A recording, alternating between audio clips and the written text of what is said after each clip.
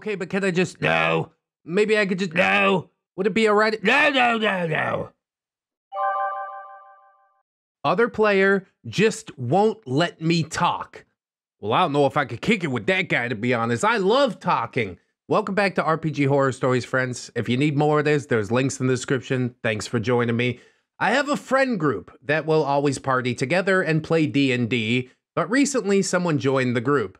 God, I don't hate this guy, but his actions truly do piss me off.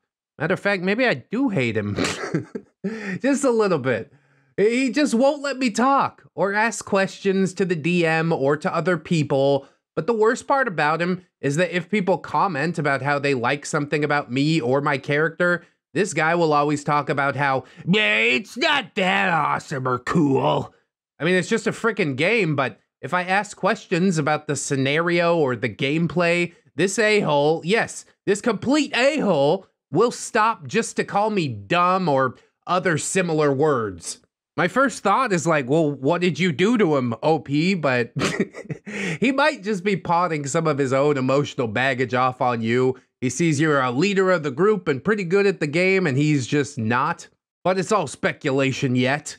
We literally just meet to play and talk about D&D. We don't know a goddamn thing about each other's lives, but this guy just can't accept that one of the players having fun with the group is me. I have no goddamn idea why this dude dislikes me so very much. He sees something he doesn't like about himself in you. That's the theory we're working with. He's just projecting really hardcore. If our DM asks questions about my character or even just mentions her, Mr. Hater will start asking about the other characters or talk to them as if to make the DM move on. If I start talking, this dude will talk over me or find ways to cut me off. That's right. I can't even open my mouth to talk with my friends sometimes. I mean, are you a woman or just your character? From the Reddit profile, I think OP's a dude. And if that's the case, I'm sticking with my first theory. If you happen to be a woman, then yeah, that unfortunately probably also is a factor in things. Edit, just to make things clear, we're all adults. We don't talk about politics, only the game. This guy knows nothing about me, and I know nothing about him. I'm 20 years old, I look like freaking Shaggy from Scooby-Doo. There's nothing special about me. My friends and this guy are all the same age or a little bit older. We live far away from the USA, and I think this guy found out that I'm autistic. People still don't know too much about autism here, and maybe that's why this dude hates me? Currently playing a female tiefling bard, not sure if this is important since the horror is mostly about the players instead of the characters. Just to make things easier for people to understand this guy, he is charismatic and loud. He's like Saul from Better Call Saul or Breaking Bad, but like younger. Most of my group like him because he will often pay for drinks and sometimes even pizza. He asked to pay, not the DM. Oh, he's out here buying friends. I suppose because of that, he thinks he can act however he wants. The true reason that he's loud is just because he's dealing with his own insecurities. Trust me, I know. That's from the horse's mouth. Another added, I wasn't expecting more than like 5 people to notice my post, but thanks for the advice, everyone. When I first made this post, I was with a friend and she told me to add more information. She's an experienced Redditor and I am mostly a lurker.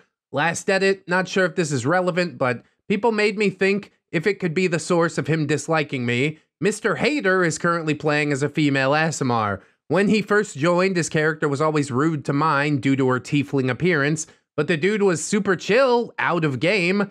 Anyway, as suggested, if Mr. Hater decides to be a dick again, I will confront him and talk to the group.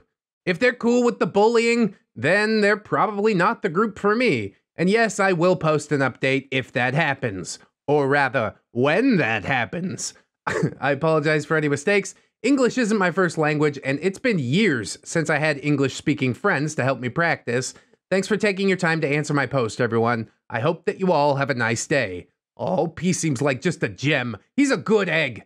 I don't know why he's getting picked on. Maybe Mr. Hater wants to be the only female in the group. Maybe he just doesn't like bards. There's about 1 million reasons. And the best way that I can suggest to get to the bottom of all that is just sit him down and ask him. It truly could be a big misunderstanding. Maybe he just has kind of an abrasive personality. Let's check out some comments. Different Pattern says, tell the DM and tell the player that you aren't okay with this behavior. Yeah, communication is key. Hello? If he persists, he needs to go. If the DM allows him to keep it up, then you need a new group. OP, he left me alone for some time after I talked to the group, but this month he started again. I'm not sure if the group will stand with me, since this guy is very charismatic and likable when he's not being a bully. Bro, charismatic enough to be able to pick on one of the players in the group without any repercussion? Nah, there's nobody that is that charismatic. He would invite others for drinks and pay for it, sometimes even buy books for us. Yeah, he's buying friends. A few of my friends are already playing games with him, and they seem to truly like this guy. I didn't want to ruin it or be the one that's like too soft, as this jerk has called me before.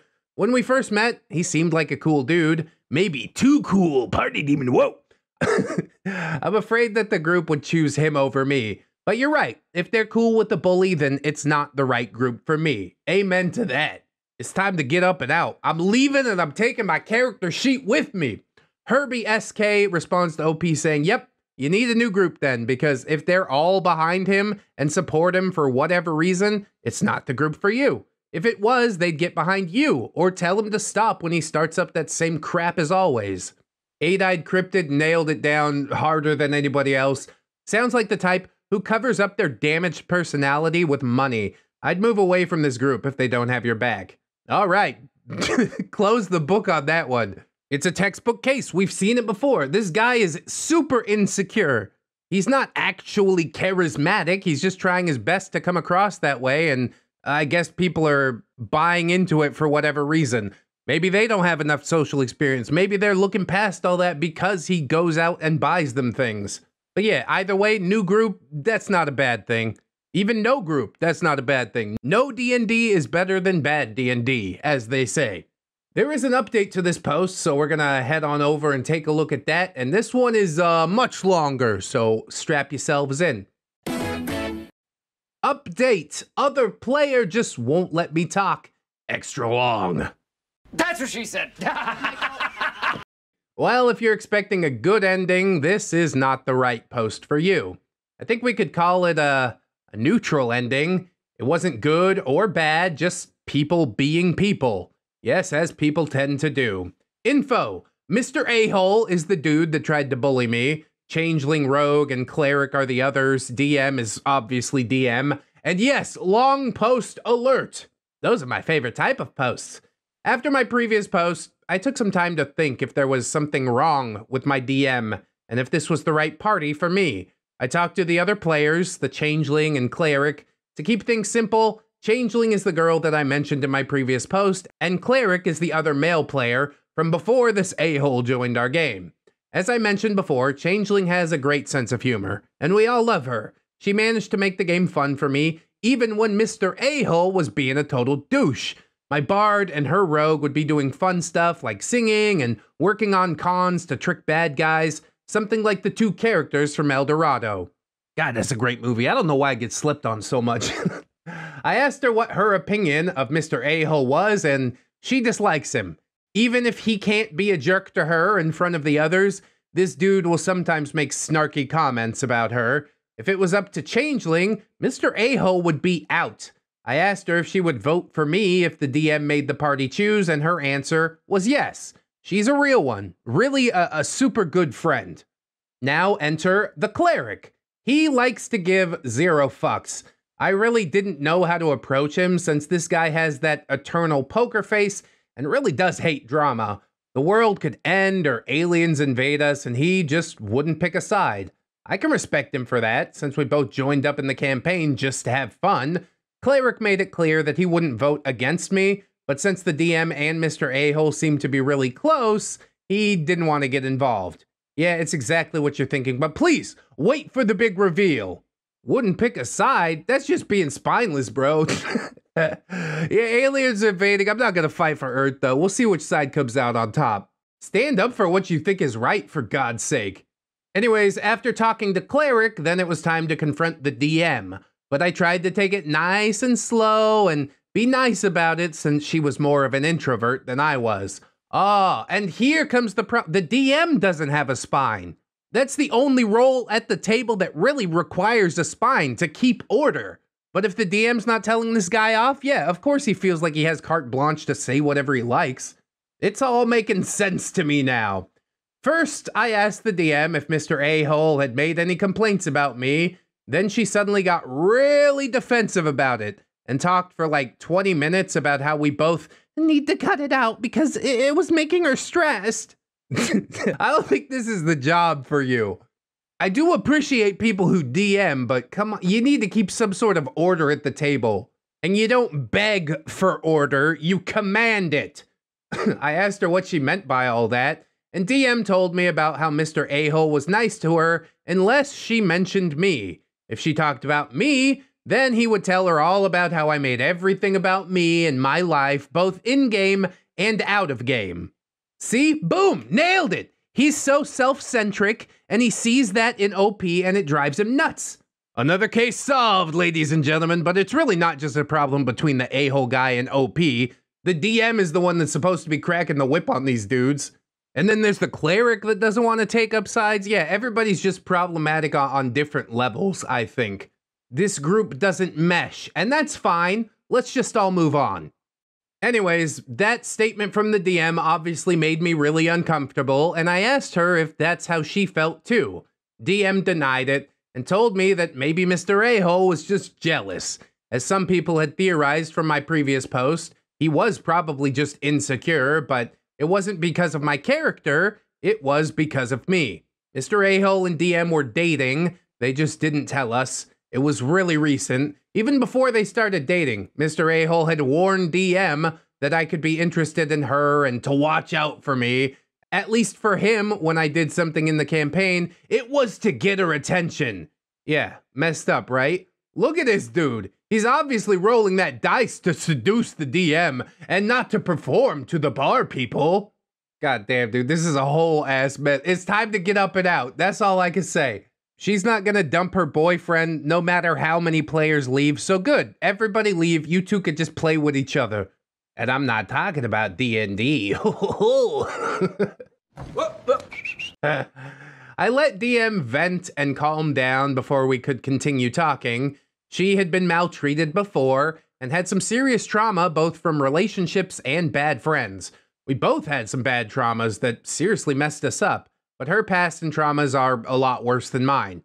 Just giving some context. She's not a jerk, just really bad with people sometimes. I am good at dealing with people. Can't you understand it? And while that is all just fine, it is another tick in the box that, yeah, you probably shouldn't be DMing. After DM had calmed down, I made it clear that I was not interested in her. She was worried about messing things up and losing both her friend and her boyfriend. That's why she didn't want to get involved when Mr. A-hole was being quote-unquote kinda rude to me sometimes. Bro, that boyfriend ain't gonna last anyways. If he's not insecure about this, he's gonna be insecure about something else. This is just ludicrous. I made it clear that Mr. A-hole had to cut it out, or it would be him or me in this campaign. But even if I left the campaign, we could still be friends, as long as that dude left me the hell alone. That worked, and she agreed to talk to her boyfriend. Well, obviously it didn't work, or I wouldn't be posting this update at all. Well, white peace lasted about 2 weeks before Mr. A-hole effed it all up again. After the party managed to climb a witch's magical tower, the boss kicked all of our asses.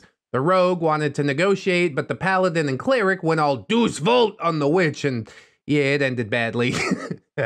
The tower was like Barad-dûr, and the witch was like Saruman that we had been hired to steal some magical rings from. How many rings exactly? Well, 3 rings for the elven kings under the sky, 7 for the dwarf lords in their halls of stone, 9 for mortal men doomed to die, 1 for the Dark Lord on his dark throne. In the land of Mordor where the shadows lie, 1 ring to rule them all, 1 ring to find them, 1 ring to bring them all, and in the darkness bind them. Wow, that's pretty good. Did you write that yourself? No, Token wrote it. I lifted it, but it's fine. Anyways, the cleric managed to save my butt one last time, but he went down too. And we were all about to die, but the DM asked for a break. Nah, dude, just finish it out. It wasn't her first time killing a party, but she isn't a big fan of doing it, and the rogue was getting emotional. Mr. A-hole was trying to cheer up Rogue while me and the cleric were both talking about rolling up our new characters. And then I had the bardest idea after Rogue told me to try and seduce the witch, you know, as a joke. Yeah, just bard things, I guess. I rolled with that after the DM came back, and I asked DM if I could make one last action to seduce the witch. DM laughed her butt off because of how purely dumb it was, but she allowed it since the witch really could kill me with just one hit. Well, nat 20. It was beautiful. I mean, really, nat 20 shouldn't mean automatic success, but also rule of cool. I don't know, do whatever you want. Obviously, you can't seduce the big bad, but it was enough to convince her to recruit us. One of the magical rings even showed up and decided to choose my character after the big bad allowed it. We're all having fun right now, right? No. Mr. A-hole would later tell me to shut up out of nowhere and ruin all my fun. This time it wasn't for a mistake or anything. It was really just uncalled for. His paladin was talking to the big bad, and I asked a question about the rings, and that was enough for him to stop, look at me, and say, "Shut up," and then continue talking like nothing had happened.